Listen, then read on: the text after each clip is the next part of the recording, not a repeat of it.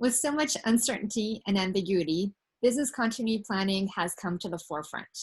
Today, let's talk about how design thinking and change management provide structure for planning and execution of business continuity, not only with regards to systems and processes, but also the people component of it, the people business continuity plan. Hi, my name is Nilufer Erdebil, and I'm with Spring2Innovation. Hi, my name is Ilana Gregory, and I'm from IG TaC Consulting. Now, let's jump right into the conversation with a question. What do you think of when you hear business continuity planning or BCP? Normally, I think it's for something short term. And so something that's sudden or a natural disaster that has occurred or will occur, it's isolated to a location or to a specific group or function. And there's focus on systems and processes, but not really on the people. That's a more broad understanding. Ilana, how do you think COVID-19 has impacted how we look at business continuity planning? Yeah, what comes to mind is an experience I had with two financial institutions shortly after the shutdown first occurred. And the experiences were quite different. So these financial institutions were where I had both my personal investment portfolio and also one that managed my business finances. And in the first scenario, that financial institution had actually incurred a natural disaster a couple of years ago. And I can only assume that that drove some updates and improvements to its business continuity plan. And I make this assumption because as a customer, my experience was completely seamless. In fact, it was invisible. My experience prior to the shutdown and post-shutdown was exactly the same. When I spoke to my advisor, he shared that they had instituted some systems and processes that would enable remote work and mitigate any disruptions or impacts both to the employee and also to the customer experience. In the other scenario, the experience was so different. In fact, I'll start with access. Access was so sporadic, not only for me, the customer, but also for my advisor, the employee. Think access like voicemail, phones, emails, file systems. And as a result, completing basic tasks could take days or weeks, even in those first few months. In today's world, our expectations for responsiveness and access are much higher, not only as consumers, but as employees.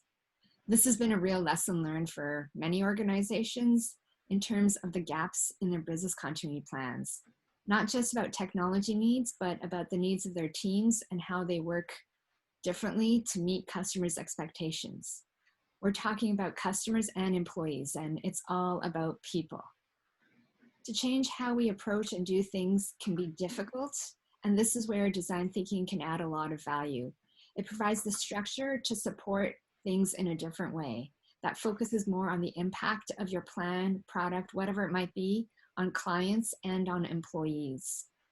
Design thinking has 5 phases, starting with the empathize to understand what clients and employees need and expect from business continuity plans.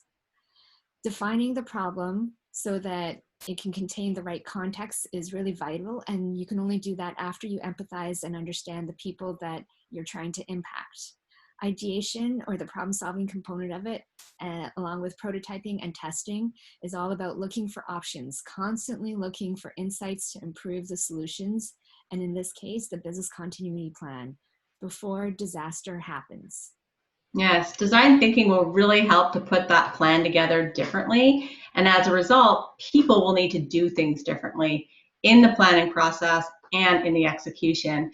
And this is where change management comes in. It's a real complementary relationship as change management flows so nicely from the cornerstone of design thinking, empathy. It's the people component. And as change happens and people need to do their jobs differently because either the business continuity plan is being enacted or in the business continuity plan process itself, there's a shift required in how things were done today or yesterday, if we talk about COVID, current state, to how things need to be done tomorrow, future state.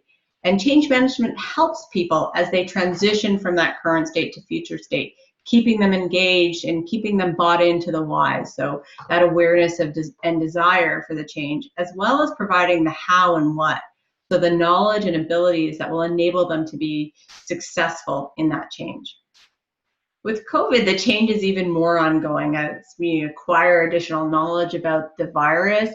It impacts guidelines and informs new protocols that will impact how we're working. And when we think about traditional change, we often tend to think about it as linear. You know, there's a start point and an end point. Whereas in this current situation, there is no end point. It's continuous, and that's what makes that final phase of change management reinforcement. You can look at that as, how do I make this change stick? Even more challenging. However, with the structure and tools within change management, it allows for that continuous change, and it helps to support that even when it's not in a line between two endpoints, but an ongoing cycle of change. And it's not just work or businesses that have been impacted by COVID, but every person, all the way through Maslow's hierarchy of needs. So where should businesses even start? Maslow's hierarchy creates somewhat of a checklist for businesses as they look at the people component of it. Keep in mind that you can't get to the next level without addressing the first level. The physiological needs is the one we're hearing the most about, like how to enter buildings, take elevators. For businesses, fortunately, this first need is often the most straightforward, the physiological needs. The second is safety needs, which we're hearing more about in the news. Addressing this involves empathy to get into the minds of employees and clients through categorizing people into groups called personas through their behavior. This will help capture goals, challenges, expectations, and look to understand both their articulated and their unarticulated needs. Even after the first two levels are addressed, there's still more to think about. The third, the social belonging, has come out as an important topic as well, with different personas having different needs during COVID. For some people, they feel a lack of social connection, while some people feel like there's too much connection, especially if they have kids at home. From a change management perspective, awareness and desire, and also understanding if there's an ability gap. Yeah, it's a lot to focus on professionally and personally for the businesses, the managers, and their employees. You know, where do you start? How do you even approach this? What are the 3 to 5 questions organizations should be asking or focusing on from that business continuity perspective? While keeping in the theme of our conversation, let's start with the people perspective. So who will be impacted by the business continuity plan or BCP, and how well do you know them? Their goals, their fears, their challenges, their opportunities. Secondly, does everyone understand the why, what their role is, and what happens if not? With the knowledge from 1 and 2, the third question is, does your business continuity plan address these aspects? This has been great. Thanks, Ilana, for the conversation. We'd love to hear your thoughts. Let us know what you think, or if you have any questions on business continuity planning or design thinking or change management in the comments below.